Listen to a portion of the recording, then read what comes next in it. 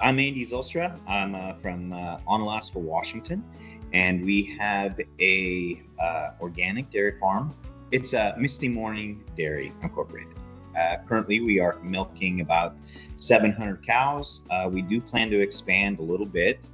We came from a conventional farm, and we are just kind of building up.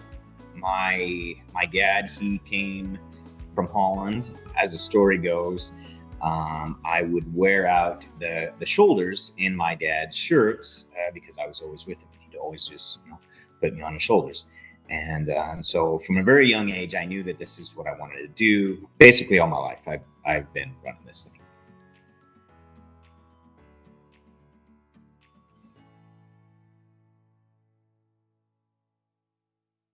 So starting out, we were always growing, and so we had gotten up to about 1,800 cows milking conventional, and then with the uh, one outfit that where we can sell our milk to, it wasn't just profitable anymore, and we decided to take the organic road.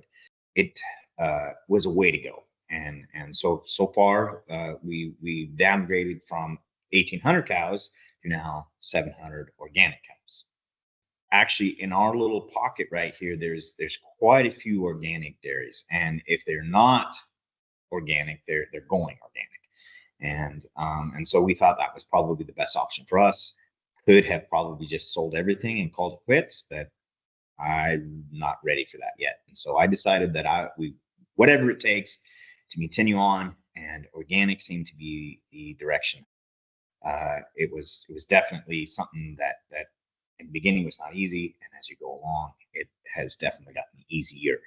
It does pay better, and now feed is more expensive, so you do have to kind of make that work as well.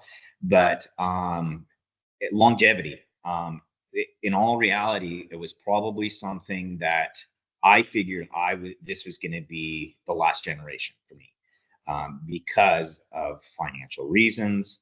Now I have a little bit more hope that my oldest daughter, who she works on the farm, and she seems to show some interest, and so that there is that aspect of it as well.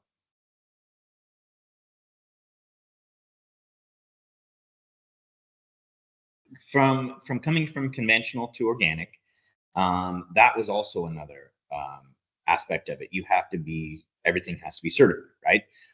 And so to make sure it's certified, you're getting all the paperwork in order.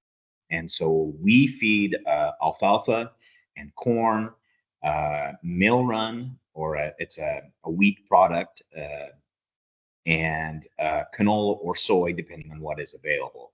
And then we also do grass silage, in which we have about a thousand acres, and we harvest that, and put that in our own silage pit, and that's what goes out to the animals. And so during the grazing season, we will adjust accordingly to what they need from the pasture, to what they also need to supplement to keep up the milk production. Now, when we were conventional, we already had some outlets for and sources for feed, and some of those also did organic feeds, which was nice. But there's not as many, so that it does make it difficult. And there's a couple farmers who also kind of contributed to, hey, this is where you can get some feed.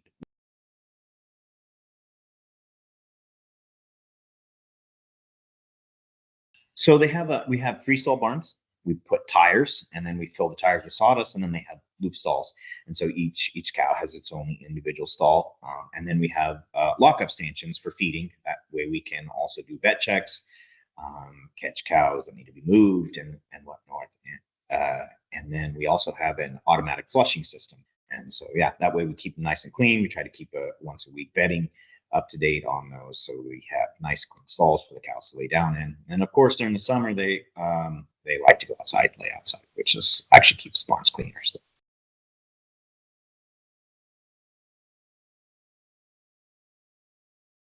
When we first got started, we had to sell all of our conventional cows and we had to buy all organic cows. Now you can transition. We decided to sell and buy organic, and then you're in it right away. Right away, we were able to source a few dairies that were kind of retiring or going out of business or whatever. And so that's what we did at first, is we bought all of our cows. And then we transitioned our heifers. And so at this point, we are just transitioning our heifers in now. And so we haven't had to buy any. So our idea was that you would get the organic price instantly. And I know we actually have a neighbor up the road who they transitioned their whole herd, which also has its benefits, because as you're freshening animals, those are just going through the system. Whereas for us, we had to make sure our breeding was lining up with when our transition date was, because they're not certified until that whole year is up. So we definitely see some benefits going both ways. I think we made the right choice at the time because of the way the price of the animals were. And then, like I say, obviously getting the instant organic milk price instead of getting the conventional price with organic feed.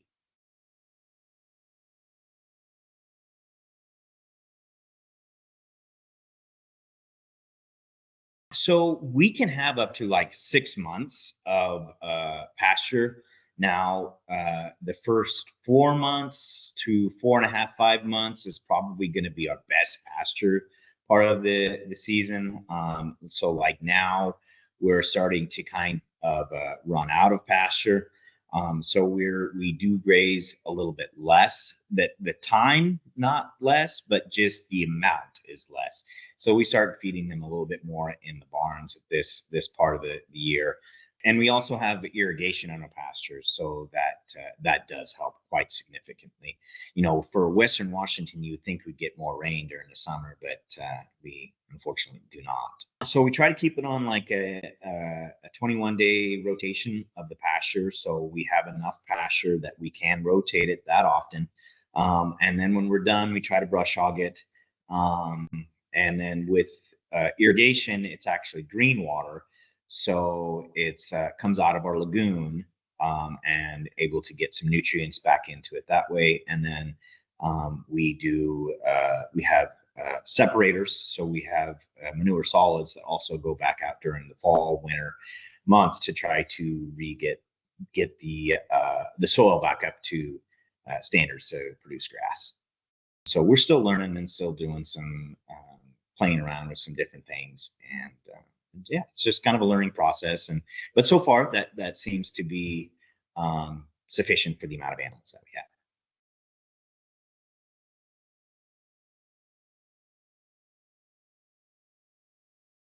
have. So it used to be 100% digital, and that was because, like I say, we have the AFI system, so every cow has a pedometer, and it tracks a cow's movements. So which helps with herd health and everything else as well.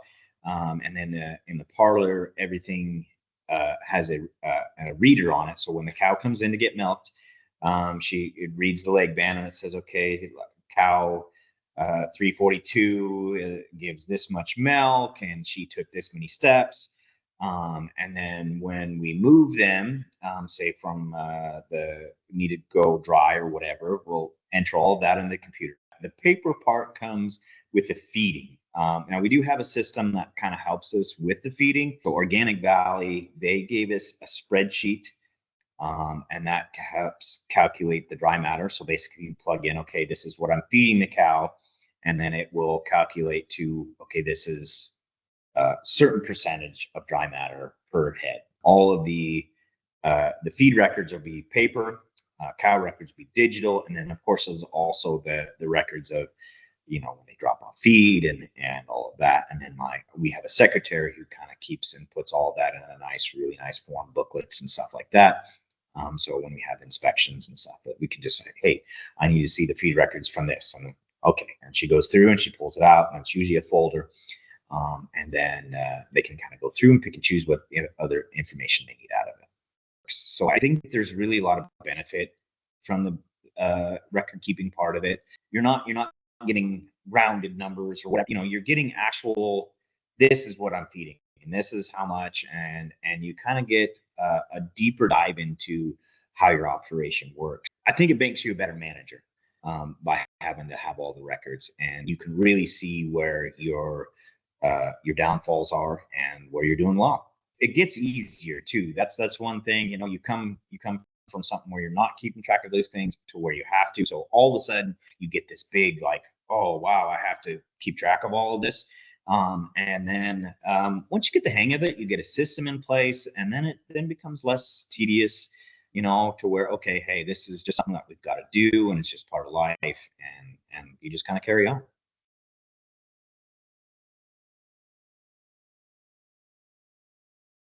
Where Misty Morning Dairy is in with production contract with Organic Valley, and then they basically, okay, they'll handle all the trucking, all the other things.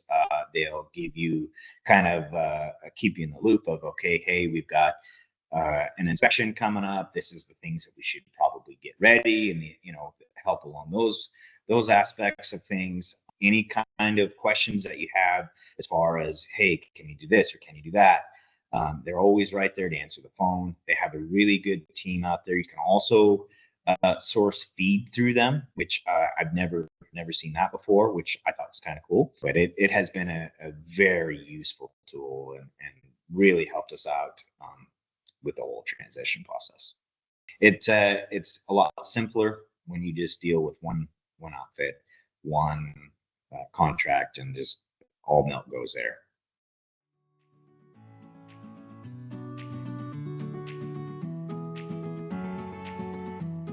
Coming from conventional to organic, the change is hard. Change is always hard, but once you're in it, it's a lot more relaxing, and everything is a lot more easygoing. And so we're really happy to make the change from conventional to organic. The only advice that I would have is just do it. That's what the advice I was given. And at the time it was very hard, because you're set in your ways. You're so used to doing one thing your whole life, and then now you have to change. It's not easy, but once you're established and start going, it does become a lot easier. And with organic, there is more options. In my area, there's a lot more options. My biggest thing is just do it. Just go out and take the leap.